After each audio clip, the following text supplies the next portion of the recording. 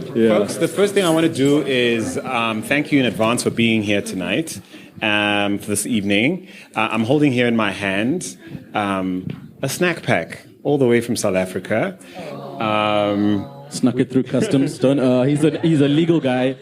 This is against the law. Hello, Andile. Yes, we did sneak it through customs.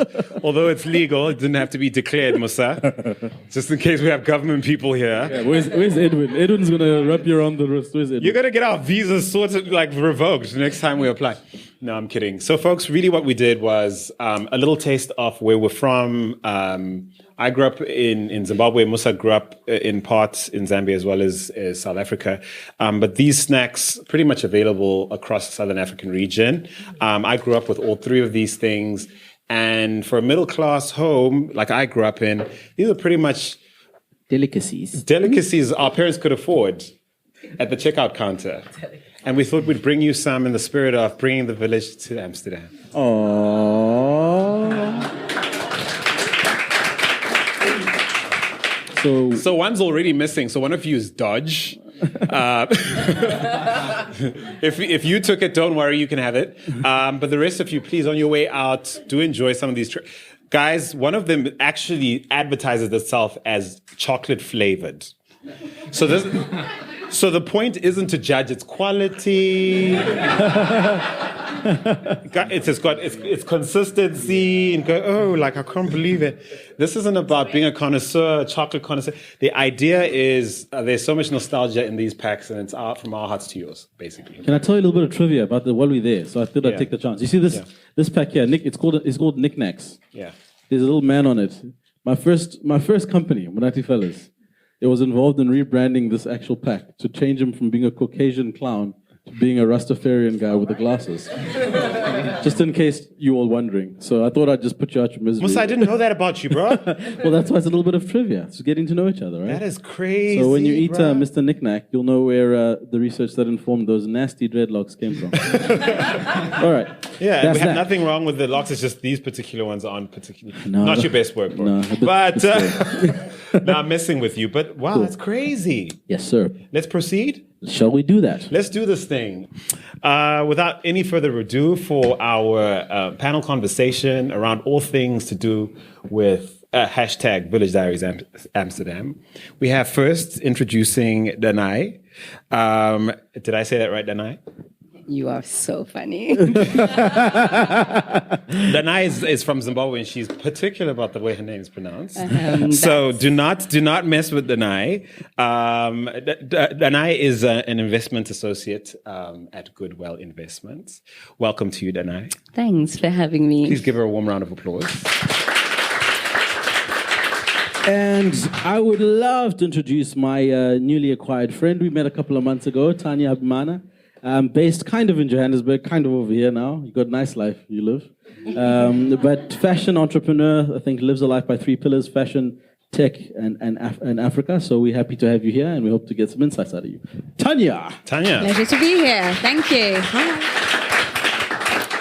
I'm sorry, I didn't say your surname, Danai. It's okay. There's so many of us out there, right? Oh, right, yeah. Danai is a pretty common name in Zimbabwe. Musandu, right? Yes, so it is Danai Musandu, my bad. But moving on to our third panelist here this evening, Augustina Austin. Augustina also goes by MS.ABA. If you're a HiRadio listener, on Sundays between, is it 6 to 8 p.m.? It's 7 to 9 p.m. 7 to 9 p.m. on HiRadio. Right. He has almost had it right. On HiRadio, MS.ABA hosts a show. She's also an artist and entrepreneur, also an innovation architect at True Value right here in Amsterdam. Welcome to you. Please give her a warm round of applause. Thank you. And last but not least, Mr. Babusi Nyoni, who's also a fellow Zimbo, but also a UX designer at bookings.com. He's a really interesting man, self-taught, I think, by all accounts. but found himself living as a expat in Amsterdam, which is interesting. The darkest expat I've ever seen. I know. But we'll get into that. Yeah, we're coming for you. I hear that awkward laughter. Charles, we see you, fam. Charles is like, can I laugh at that? Like, I'm not sure. So, Babusi, I think we love to have you on the panel, and we're going to get into your mind about a bunch of stuff that you're doing. I know you've got, in your Twitter bio, it says that you're designing the future, right? Yeah. You're interested in things that are about designing the future. So I'm really keen to get into your mind. Cool, really thank you for having me. Yeah, and Babusi also a UX designer / consultant for UNHCR's innovation. I almost said business. Yes. Innovation division. A business by some account. Department of Innovation at the UN. Whoa. Let me be nice. Okay, please be nice. So no, definitely wearing two hats here today. Yeah. Folks, this is what we thought would be nice. We tried to figure out like what you guys have in common and pair you up and get the conversation going that way. So Babusi and Augustina. Yeah. So we thought there might be a vibe. Okay, so Augustina. Wow. Not that kind of vibe. Come on. The man is engaged. It's just that men don't wear a ring. He's getting married next year for real. That's Babusi. But no, I don't mean in that way at all. Augustina, you're born and raised here. Correct. You're of Ghanaian descent. Correct. Babusi, however, is fresh off the boat. He came willingly. I love your dark humor. It's amazing today. It just got really real quite quickly. Too soon? Early. Okay, too soon. Guys, let's dial it back. Okay. And we're in Amsterdam, so. So here's the deal, folks. Here's the deal. It's a loose connection, certainly, but we thought it'd be really interesting to pick your minds about the differences in terms of like perception of being in Amsterdam, working in Amsterdam, having a very solid and active link with the continent, being someone who's lived here their whole lives or was born here, versus someone who just arrived. So, give me a sense of the Amsterdam you inhabit. How do you see the world, Babus? So I left a very comfortable life in Cape Town to come here. Amsterdam was always my favorite city because I like the vibe. But I think the opportunity to work for, and I say this very selfishly, to work for a company whose bottom line I don't directly affect by the amount of exertion I create when I'm at work was very important to me as a post-30 expat. I think Amsterdam allows you to really balance your social life and your work life very well, so you don't feel like you're on the treadmill too constantly.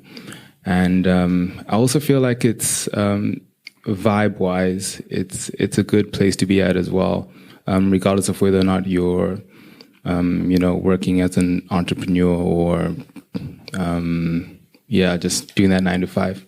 Yeah. It's a nice city. So what's it like being an African in Amsterdam? It's a beautiful way of balance. Thank you for not giving me this press briefing before I got here.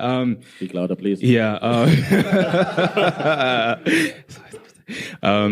It's interesting. I will hazard to say that it's very much more post-racial than South Africa is, which is a very weird thing. You'd expect a bit more of a divide in a country that doesn't have a black majority. But South Africa is much more, racially flavored. Yeah. And you lived in Cape Town, so... Yeah, and Cape Town is... If you don't know anything about Cape Town... Yeah. That's true. So counterbalance. Yeah. Moving swiftly along. Yeah. So given that input, we let we call it, can we call you a fob? No, yeah, the noob. The noob. Yeah. The noob go first. But like, what is your sense of being, I suppose, Dutch? Well, that is debatable. Why are y'all laughing?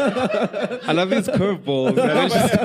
If she has a passport, she's Dutch. She's Dutch. So no, but that's the thing, and it's fully legit, and it's like, It is. I do agree. I do agree. As in you What? didn't marry nobody. You didn't marry nobody. You don't have a husband. No. So that's why you got a visa. Spousal. No, there are ways that someone could delegitimize a claim to being off a place, or Dutch, or African, or Zimbabwean, or whatever. No such problems with you. But I'm sure it's a complex notion, being you and Dutch. So give me a sense of like how that might be different, and then like rope it into like your experience in the innovation space as an artist, as a creative or whatever. Okay. You guys know what I mean though, right? Are you do get interested it. in knowing what I'm asking? Yes, please. Okay, so go ahead. Let the ladies I speak. definitely understand you. I would say, like, me being Dutch is debatable. In my case, my parents came here ending of the 70s. My dad came here to finish his education, and my mom started working. The plan was actually to land in UK or US, but things changed, and my parents were like, you know what, we're going to be in the Netherlands. We're going to stay right here because of professional reasons. So you're double Dutch. That's a long time. But here's the thing, though. Here's the thing. You know, not specifically living in Amsterdam, but living in the Netherlands as an African, there is still a strong sense of you are African. You know, your culture, the community is relatively small. So you have that, okay, I might not know brother Kofi, but I am sure that my mom knows his mom and knows his uncle, so I can figure out where he comes from. And if anything happens, I know where to find him. So you really have that strong sense of a community here. So what happens is you grow up in the Netherlands. Of course, you have the passport. You can be called Dutch, obviously, but at least you'll be able to still stay in touch with your culture in terms of language, in terms of association, travel. So from Amsterdam, actually growing up here, you get to view the world as to I can go anywhere I want and live there. So that is my experience as a Dutch Ghanaian, as I would rephrase it, Dutch Ghanaian, opposing to somebody that came here specifically for work. Right. Yeah. So, I mean, what's your experience? I mean, how do you, I mean, obviously there's been a deliberate effort to remain connected to your, you know, for lack of a bit, your roots. Absolutely. And stuff happens within the Dutch context. But, I mean, how do you plug back in to Ghana? Do you visit there regularly? Are you intentional about it? Yeah, is it something that you think about a lot? And I'll tell you why I'm asking the question after you answer. I am definitely intentional about it. In my case, how it started off was often traveling back, at least once a year. You know, seeing family and visiting them and whatever. Bringing gifts and maybe even getting rid of some clothes because they're always claiming some of your collection of clothes somewhere. They'd be like, oh, you know, where's my Christmas gift? And you'll be giving away your favorite dress that you bought at Zara. But anyway,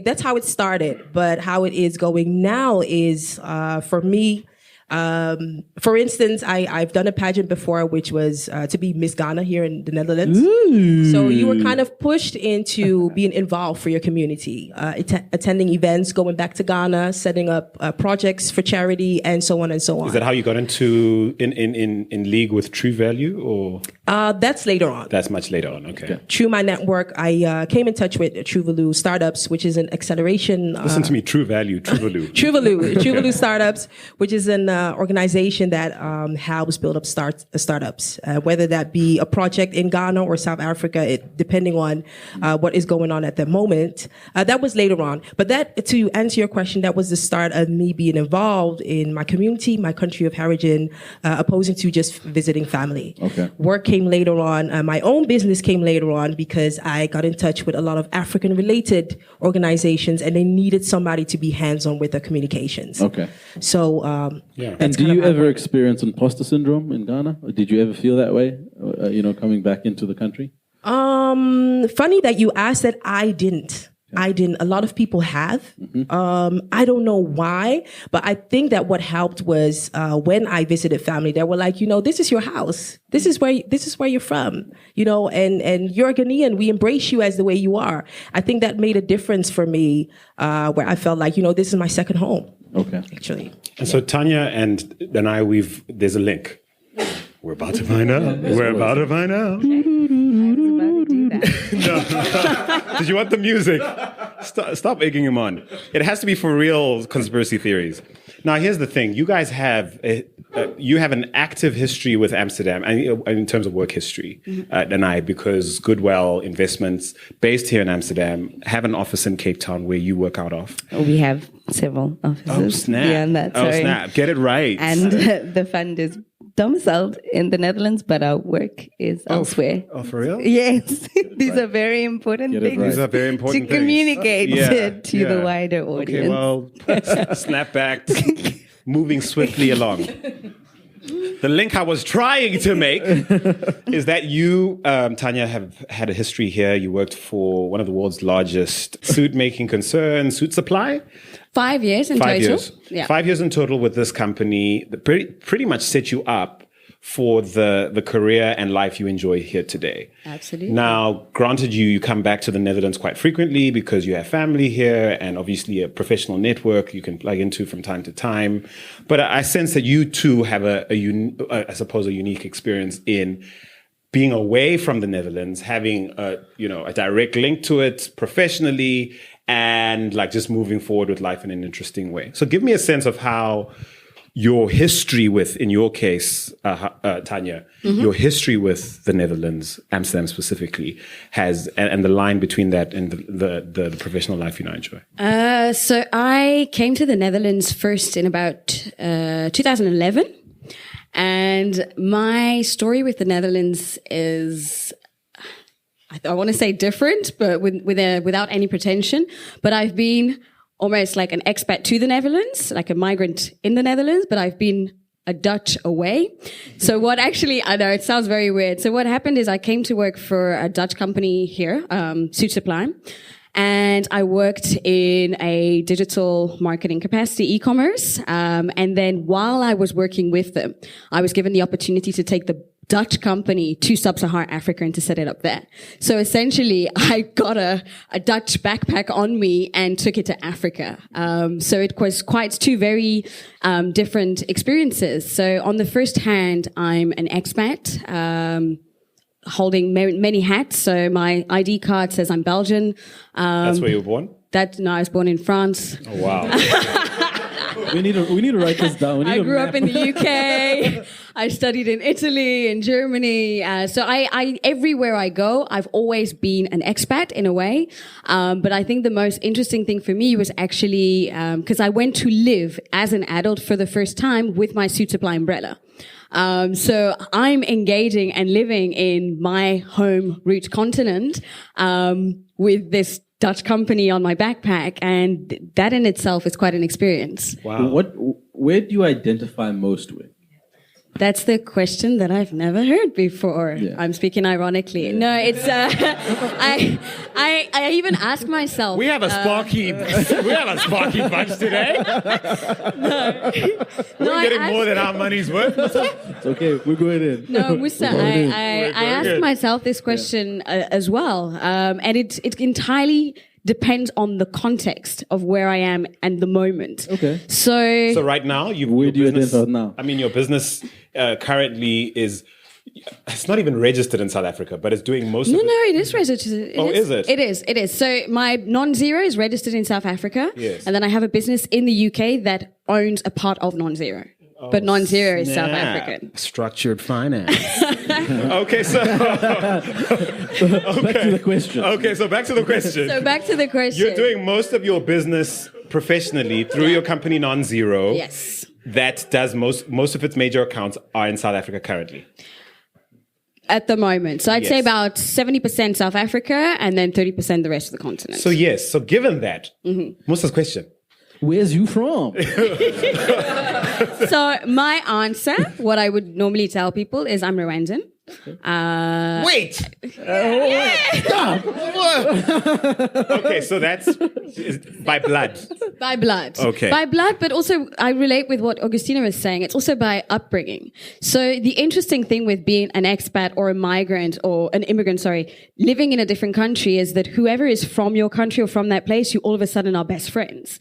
And so growing up in Belgium and growing up in the UK, Rwandan, and I would actually extend that to the wider African community, is so strong, and you become so much more of a Rwandan and so much more of an African because you're outside.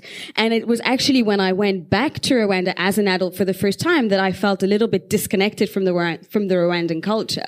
And I had this thing of, oh, we don't do this anymore.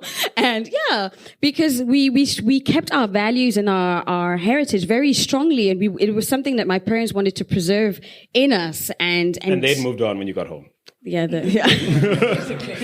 So Danai, I mean, what's your story, frankly? She's from Harare. Yeah, I was just about it. I was just about to add less complication to this and just say born and raised in Zimbabwe, Harare.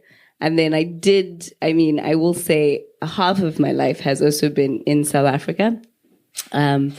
And based in Cape Town, so obviously I definitely resonate with so the technically racial South tensions. Africa. No, because I identify first. Actually, I identify first with being African, then I identify with being Zimbabwean. Okay, and then I identify with living in South Africa and empathizing with the South African experience as a Black person. Yeah, and so talk me through the choice to work for Goodwell. And for some context, Goodwell is part of a wave of fintech investment proponents who are investing in what's currently the hot ticket item within, startup venture capital on the continent right now. The fintech play, especially a data analytics rich fintech play, is all the rage right now. Goodwell, of course, putting in, throwing their hat in the ring in investing in MFS Africa, which is a major sort of fintech player.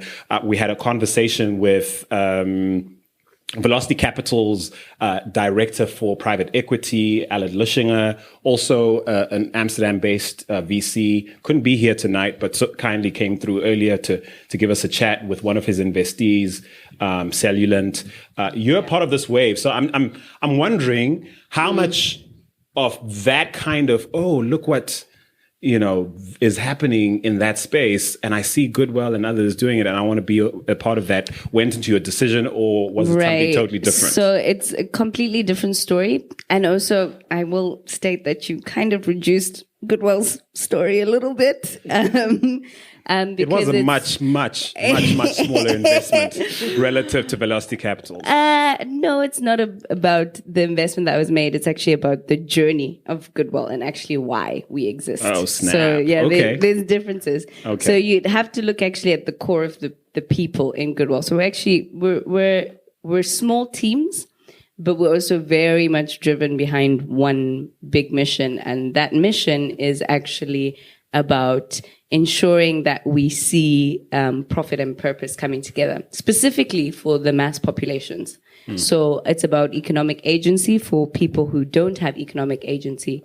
How do we channel capital that resides in the Western world and ensure that it has the impact that it needs to have for people in emerging markets? And this is a thesis you brought into.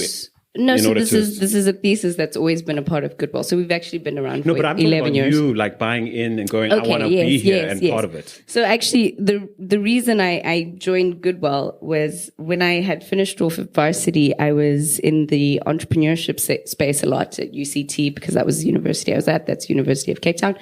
And I was playing with UCT startups and we were innovating around ideas, and I was also having like a crisis because I was doing economics and I was like, oh, it's all lies, assumptions. This is crap that they feeding us all of this, but it's nonsense. And I was like, how are we going to change our continent? And they like, development, economics, and I'm like, trash. And it's like, so there was just a lot that was going on until you're just an all-around happy person. Yeah, basically. I was just going through the months looking for a job too. A lot was happening. But at that point, I was like, and actually, I think it's a growing wave that's happening in our generation as Africans. And speaking to your friends, where we've been like, guys, how are we going to change our narrative? What are we contributing to our own narrative, And most people don't want to work for bigger corporates. There are some that are out there that do, kudos to you guys out there. But did you guys see that side eye? To some of the panelists over here. Anyway, carry on. We thought we'd be spicy for you. Yes. But so it came across where I was like, what about, and my thesis was actually on townships, Deep Sloot Township, which is actually the bigger township in South Africa. I just wanted informal settlement, settlement. Just letting you know. Okay, we're coming for each other. And it was looking about 80% of Africa's population resides, actually active population is in the informal market. So why aren't we extracting value out of that? And why aren't we using that as the engine to change our narrative around poverty? Long story short, ended up meeting Wim van der Beek, who's the partner and director at Goodwell Investments. And we were having great conversations about that. And then I started meeting some of the portfolio companies that were actively working in various markets. And it became very interesting. And it dawned upon me that, you know what, actually, there's a future here. Let's take the money that they stole from us a long time ago and bring it back to the continent. So you're being a little Robin Hood. No, it's deeper than that, obviously. No. I totally get you. But I'm gonna rope Babusi into the conversation. Babusi is super quiet, Yes. always in black. Yes. Super minimalist, even conservative with your words. I wonder, because I know how thoughtful you are. Yes. As an individual, right? Talk me through the politics of where you get to live in the world. And Musa touched on this. Dude here is a self-taught techie. When I say that, he's self-taught web developer. He's got a history in agency, in I think top 5 agency in South Africa. He's like a creative head. I don't know how big of a deal you guys understand that to be, but in South Africa, that's a big deal. He then moves to Thomson Reuters as a self-taught sort of AI UX specialist. He then gets a contract to consult to the UNHCR, and then lands a gig here at Booking.com. What are the politics of where I get to do or where I should be deploying what is clearly a lot of gifts and talents? Money. Oh man. Wow. You were trying to go deep there. I really can. Yeah, no. Actually, my feelings are slightly hurt. Minimalistic word. It's honest. So here's everyone's shocked. Cut the commercial break. Cut the commercial break. We'll return after these messages. Do you know what? This is like the Kanye moment. Yes, he's a traitor. George Bush doesn't like black people. Let me phrase this differently. No, but don't. I think he's getting back at Danai for that vitriol against sort of the free market. No, not at all. No, I'm joking. Okay, let the man speak. Okay, so I'll let come the for man you. It is, to be honest. I don't really have to unpack it, but just to make myself seem a little more human on this panel, I will. That was shade. No, it really wasn't shade. Because I feel like everyone thinks that was a very cold and calculated response. It really wasn't. It's just to improve the quality of life of my family and loved ones. And someone says, and Zimbabwe? My family's in Zimbabwe, so by default. All right. So let me change track. There's been a lot mentioned around narrative, taking back the narrative, creating narrative. There's a lot of narrative talk. Yeah. What does that mean to you, bro? What's this narrative thing about? Yeah, it's a bit tricky because narrative is this intangible thing that it's consumable, but it doesn't always affect what's inside of someone's fridge at the end of the day. And I'm always comfortable when narrative comes as a result of real meaningful change, like economic progress within a household, for example, and if that's something that you can tell a story about. But I think with Africa, we always run the risk of romanticizing so many things because it's easy to tell a story. It's a nice story to read as well, without looking at whether or not, one, it was sustainable, two, if it even meaningful, right? Beyond the family unit, in the community. So yeah, I try and avoid conversations about narrative. Can I push back on this? Yeah, go for it. Hollywood, What about it? K-pop, Yeah. soft power. Yeah. Yeah. Like, and I know you and like, I just feel like what you're saying is absolutely true, right? We're both from Zim. We know what that means. Yeah. Like you and I have like, there's a shorthand. Anyone from Zim in this room understands what that means. We Yeah. also know. We just saying. Yes. So I get so I'm just saying though that there are things that are simultaneously true, I think. Yeah. In that we're in a world now where narrative actually does change the realities you're describing. I mean, narrative versus, policy lobbying, right? It's stories are over romanticized and they really limit actual and meaningful development. I really try and steer clear of. Okay. You touched a Fair enough. No, hold on one second. So pertinent. Before I'm interested to MS.ABA. So you work in media, right? Do you share the same view about I narrative do. and stories? I mean, are they over romanticized? Have you got tangible experience in where narrative has actually resulted in economic benefit?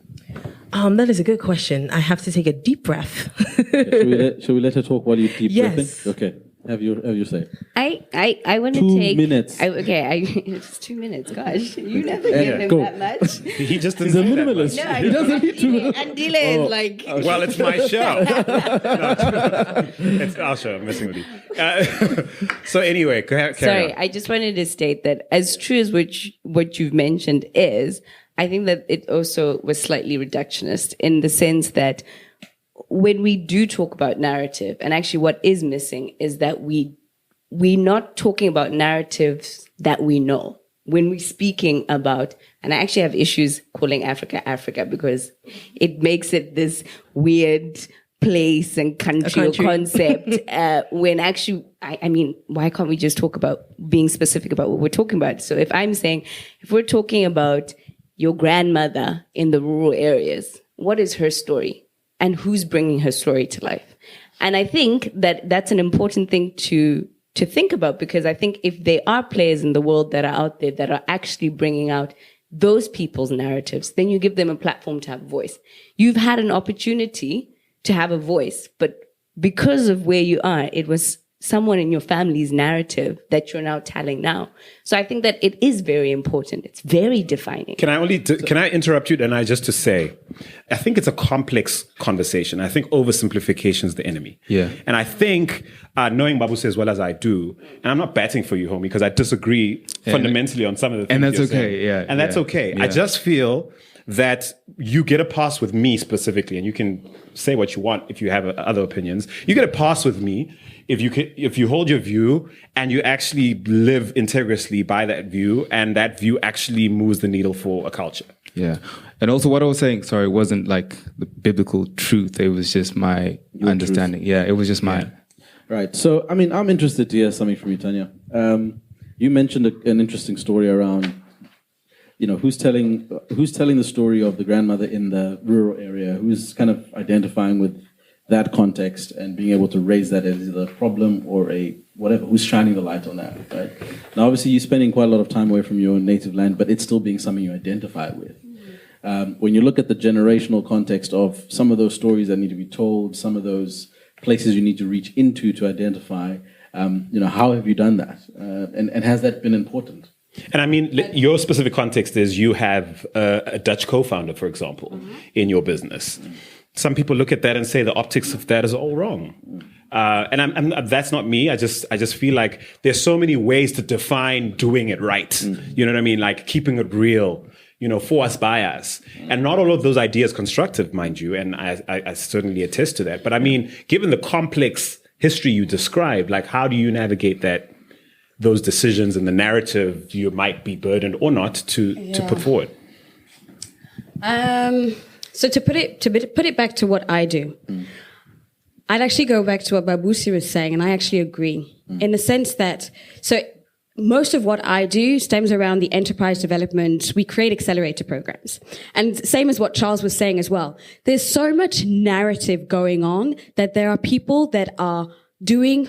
I'm going to put two situations. There are people that are doing amazing things, really building communities, changing the million to 4 million small businesses on in Nigeria, right? There are people that are really impacting societies. And on the other hand, there are people that are building narratives about impacting societies. And the thing that angers me a little bit about this and that scares me is that the people that make the most noise also get the funds. They also get the money. I think that's what you're referring to. They also get the money. And that's where the noise, the money, everything translates to there. And similar to what Charles was saying as well, it's almost as if this narrative adds noise instead of actually adding clarity and making real impact at the end of the day. Okay. I would have to agree with that. Yeah. I've worked for True Value Startups, which is an acceleration organization, done the communication for several of their programs. And you realize that as in terms of, you have that moment where, let's say, from the Dutch government, certain amount of money gets be made available. And they're like, we want to train people that want to start a business back in Africa. And what you notice is that those that make a lot of noise, that were like, well, you know what, we've done this in South Africa, we have done this in Zimbabwe, but actually haven't booked results as in terms of, really helping people that have a business. You can't, if you are to look back on their development over a period of 5 years, you could actually say and hear them saying, I haven't benefited off of this particular program as I should have. Right. So what you get is a lot of people, it seemed like, okay, our Africans are being helped, this and that is being set up, right. But the actual effect is missing. Right. So I can definitely relate to that as in terms of programs being set up for West Africa, Ghana. And I would definitely agree with what you're saying. Right. Yeah. I'm going to interrupt here because there's a lady back here. I'm going to invite you to say your name. You've been writing in a notebook. I'm going to invite you to share what you've been thinking. What have you been writing in there? Give us the notes. Please tell us your name and what did you just write down? Like as I arrived, you were writing furiously. What did you say? My name's Corinne. I work for 1% Club. Hi, Corinne. Hi. Hello. And I just started, so I'm not really thinking anything. I'm just taking up everything you're saying and trying to learn something that can help me in my job. Can I ask a question, Corinne? What has surprised you? What is the one thing you've gone, wow, that I didn't know in the last hour? Oh, well, I've been listening to the podcast, so I've prepared myself well. You make that sound like you were coming to war tonight. Like, I bought some armor. I learned to shoot a gun. Well, it's not been that bad. All right. Tough question. I don't know. It's all been new, so okay. Very interesting. All right. No, that's fair. 100%. So I'm going to pick on someone else, frankly. So what's your name and where are you from? I'm from Nigeria. You're from Nigeria. Kunle, give us a sense of the one thing you heard tonight that rang true. First of all, the first session spoke about different challenges which you go through, different startup companies in Nigeria go through, and how they mentioned about how much, he mentioned some things about how the government should have done some things to make some things which much more easier, which is a fact. Then the second point that she raised about talking about the hype or the noise that comes with the narratives and how it goes down with the money with that, which is also true. I think back in Nigeria also, the loudest developers that probably talk in shows and things are really not the ones that really make the major moves. There was a kind of a Twitter fight that happened once that we started calling them celebrity developers because they were just popular, they haven't really built anything exactly. But the ones that really built cool stuff and things were always very quiet in one dark room and doing their work and stuff like that. So I think I agree with that. Because the real work is intense. That's what I believe. The real work actually takes time, strategic planning, strategic working, and actually doesn't allow you to make too much noise. That's what I feel. Yeah, shots fired, by the way, because we all know who he's talking about. They're all over Twitter. Sorry, Danai? Sorry, I was going to say, but also the real work also comes with privilege. So I agree with a lot of the sentiment that's here, but I also want to highlight, even if we are still talking about the narrative, who's still standing on that podium and what privilege do they have? And my genuine question then to the two ladies, but the two ladies here, not so much to the gentleman here, is that how many other female African women that have grown up and lived in Africa, when you stand on a stage, identify with you? And this is why I am going back to that point, which is that it is actually important who stands at the podium. And we need the likes of him more, right? Where people can identify, one, with the reality of that narrative, two, can buy into it. Because the truth of the matter is, you do have immense amount of privilege sitting here and being able to have the luxury of saying, yes, you identify with your roots back at home, but you also fly away and you leave home, and you still have been given a platform to be proponents for Africans, but which other Africans also identify with you. And that's why it is important when we are talking about the narrative that is really true at the base of the pyramid, at the mass population, who's telling that story. I don't buy into your brand of justice complex, but you are saying some things that are true. I just think they happen to be true at the same time with a lot of other things. And I completely agree with you, but the only reason why I'm bringing it up is because I also think we need to give, voice to that other side. So of course, everything is complex at the same time. And I think yes, everyone because we have to account for the privilege that we all enjoy. Of course, that I enjoy as well. So I entirely agree with you, but I'm also saying if we're also still trying to have a conversation, then we need to also get into the place where it's uncomfortable. That's true. Okay. And you're taking us there gleefully, it seems. So, I'm not going anywhere. I ain't going nowhere. I'm going to go. Musa, there's a gentleman who actually commented in the previous session. I'm going to bring back to the mic because we had a conversation after. Is that Edwin? It is Edwin. I know Edwin. Edwin, so give the Edwin, I'm going to ask you to jump on the mic and share what you shared in the break with me, because I think it speaks to the narrative discussion we're having here. And I cut you off earlier on before you made your full point. And I think it sort of speaks to it, this idea that in part, what is also going on is entrepreneurship being redefined within the context of this, digital future we're all headed for. And there are people in charge of what those of what entrepreneurship and its definitions and what impact in those definitions are within the context of Africa. And it's mostly not Africans. And that's okay. No, it's not. No. That's partly okay, because there are things we're not doing ourselves. Okay. And we can't afford to expect other people to not want to do other things that are worth doing, just because we're not doing it in certain ways. And that's an unfortunate and difficult truth. But yeah, I think I'm just laying the foundation for narrative, who owns it, the public sphere, definitions, and that kind of thing. Edwin, go. Well, I'm kind of lost in the conversation right now. I almost just forgot what we were discussing in the break. But you're right.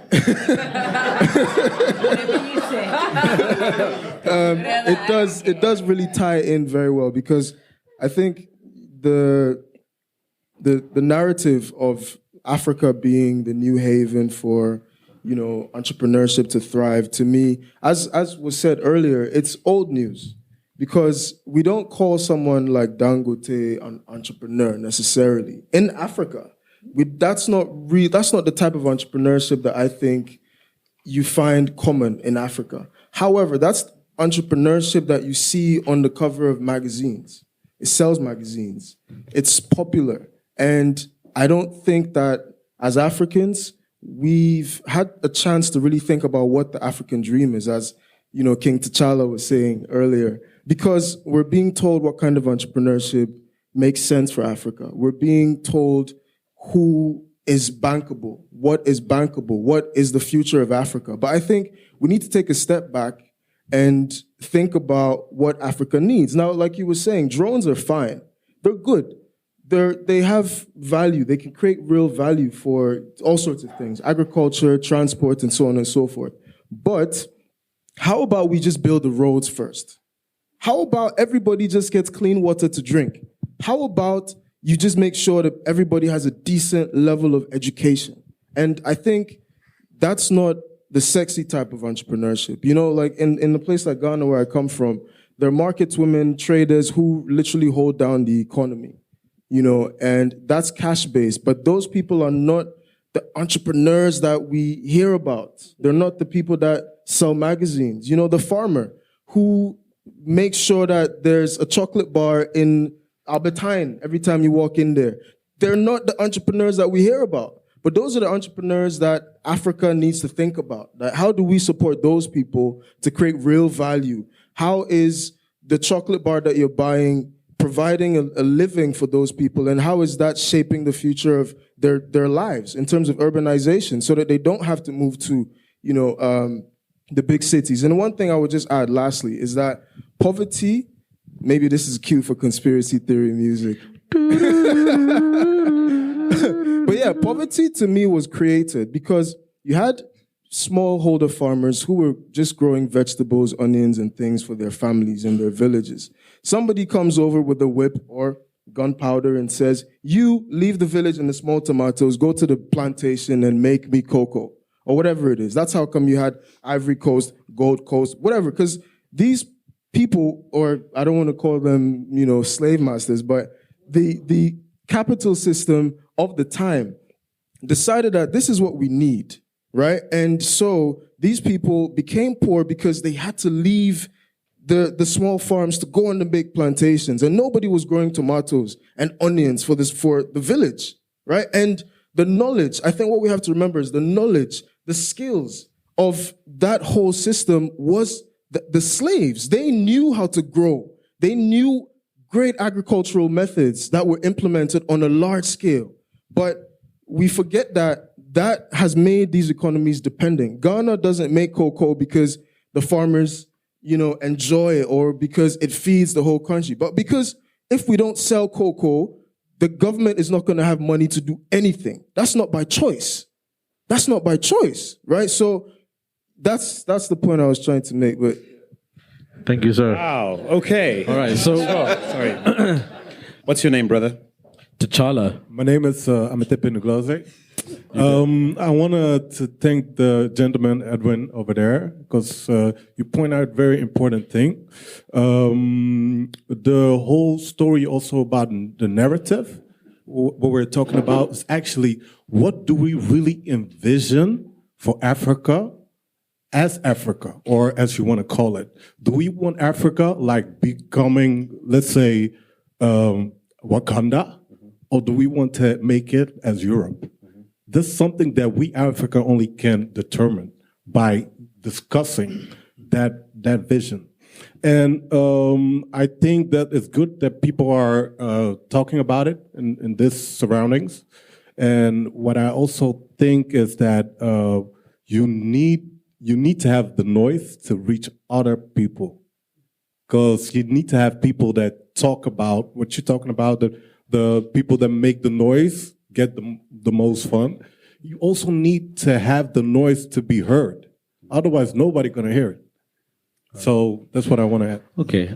We've had, part of what we do is we provoke, right? Yeah. And provocation is an important part of dialogue. So I don't think we ever purport to solve a problem. In wrapping up, actually, it's important to say that we're smart enough to know that we weren't going to fly into Amsterdam and solve 700 years worth of complex world history. Yeah. All right. Neither are we in any position to singularly change or shape any narrative, regardless of whether we support it or not. We do see value inherently, as Musa says, in having the conversation, however uncomfortable. And I think the only thing that is left, just to summarize, the only thing that we can leave you with is potentially to share the visions, the individual visions, because I think collective vision leads to the change we're ultimately looking for, and sometimes it's difficult to express it. And I'll start myself, because I'll ask all of you to do the same, because I've... You're panelists, the panelists. Yeah. No. You go first. Exactly. So I'll start with my vision, right? I'm very fortunate and lucky to have two beautiful children, and I always contextualize what future I kind of see them occupying.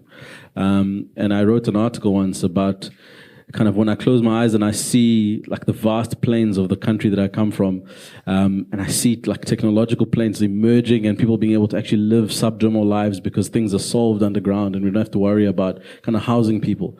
I see how the environments that are informal can start taking on natural science to be able to biomimic conditions that actually foster development. I see things like blockchain solving issues like land distribution.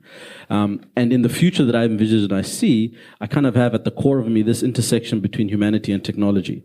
And that's something that I always talk about, because that for me is what I believe Africa to have the potential to achieve. The reason we have these conversations is because I believe that is going to be a delicate mixture of creativity and technology. That's my vision. Yeah. What's your vision? What's your vision, my dear? Wow, the first one, really. So what's my vision for... What do you want to see happen? Like, what's the vision? I mean, you've taken in all these divergent views. Okay. What's your vision? I was hushed for the record. Okay. My vision is I would like to see a future where Africa is known as a continent, where it is understood that it is diversified, it's diverse, and it has a multitude of complexity. I would like to be in a future where I don't have to explain my existence and why I'm a marvel. I don't want to explain why I seem to be an exception to the world, because I come from a third world. I would like to see a future where we could stand in a room equally with people from the Western world and be seen as equals and not exceptional. I would also like to see a place where we do see our young population taking the baton forward within our governance structures. One last thing you'd like to see. I know, one last thing I'd like to see. And I would really like to see that we stop having extraction, and rather that we become a hub of production. Okay. As a continent. Okay. Tania? Kind of hard to come after you. No. So I agree with everything that Danai said. And for me, I would like to see an economically thriving Africa as a continent. I believe that the key to our continent's success lies in the uplifting of our entrepreneurs and our SMEs. I would like to see the youth, more youth, looking to become agricultures, looking to become producers and contribute to their communities before trying to build the next app that's going to change the world. Not that there's anything against app, but I would just like to see a tangible, impactful, economically strong Africa. Okay. Thank you. MS.ABA? Gave me a lot to think about. I kind of focused on the how, as to, I want Africa to be like this and that. In my perfect world, the diaspora contributes on a constant basis to the African continent, whether that be directly starting a business or supporting a business or starting an initiative. So in that perfect setting, there is a perfect flow of information, travel, discovery, and network access, maybe. Exactly, network access, and definitely in the area of media. I personally think that is already, very forward. So I am looking onto a lot more and sharing the stories of the diaspora as well, because I think the best story of Africa to tell is ourselves. So that's what I'm looking forward to. Yeah. Thank you. Babusi. You started this. You started this. Now we're like 35 minutes off the mark. I'm sorry. The house is nearly burnt down. I'm so sorry. And it's your turn to speak. I hope you're happy. And unfortunately, I also don't have any big picture where Africa should be in my eyes thing to say. But I see a lot of small innovations that will grow bigger because they matter in Africa. There's someone was talking about how funds are disseminated in Africa, and what does it mean to have a small business fail, because you have to go through these due diligence things and all that. And, there's there's people who are looking at alternate models for risk assessment that are very specific to the communities in which they're created. There's so many ways that we can look at even like scholarship programs, for example, in Africa. Like, what does it mean to give someone the gift of education today when so much is accessible online? So many specific innovations that work within the context of the communities in which they come from is where I'm seeing us headed. And I've got this, we've used this button too many times, so please don't do it, but this theory that Africa's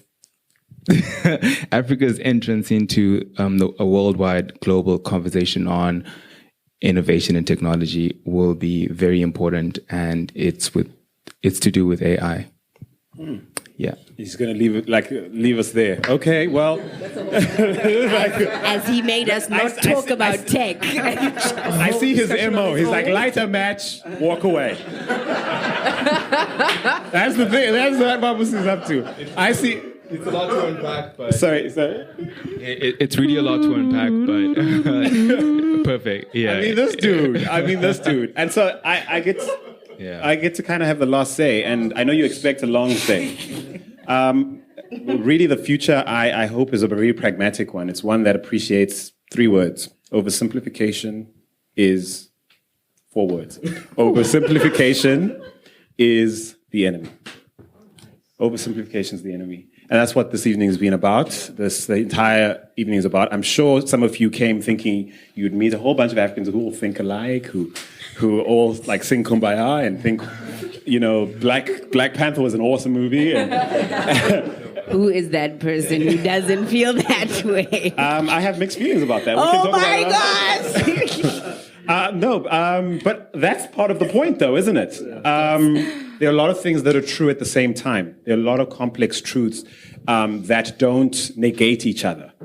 They coexist in complex ways. And I think there are parallels that exist in different universes that are all legit. And I think my passion stems from being a youngster in the Philippines in 1992, when my family lived there, where the only truth about what Zimbabwe was 2 paragraphs about this size, about the size of 2 fingers put together, and a picture of a giraffe and jacaranda trees in Harare. That's about right. And that was all Zimbabwe was. Wow. And we all had this chance to pitch our countries to the rest of the class, and all I had was 2 flippant paragraphs, a stutter, and African booty scratcher disses to deal with. And I feel like we need to be better than that in 2018. Absolutely. Going forward, we need to be like, listen, we won't allow that to happen. I will check the sources of my information. I will vary the sources of information and insight. I will get more and diverse friends. I will tune into podcasts I might not necessarily vibe with initially, just so that I can prevent from being subject to that enemy, which is oversimplification. And so on that particular note, I want to thank first Babusi Nyoni of Booking.com. Please help me thank them. Put a round of applause, please. Augustina Austin, entrepreneur, creative, all-round innovation architect. Please help me thank her. Thank you so much.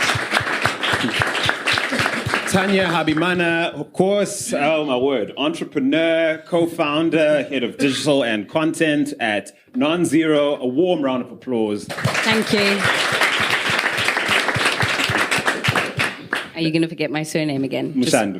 Musandu. Thank you. Musandu. But there's an H in there. No, there isn't. What research did you do after that speech?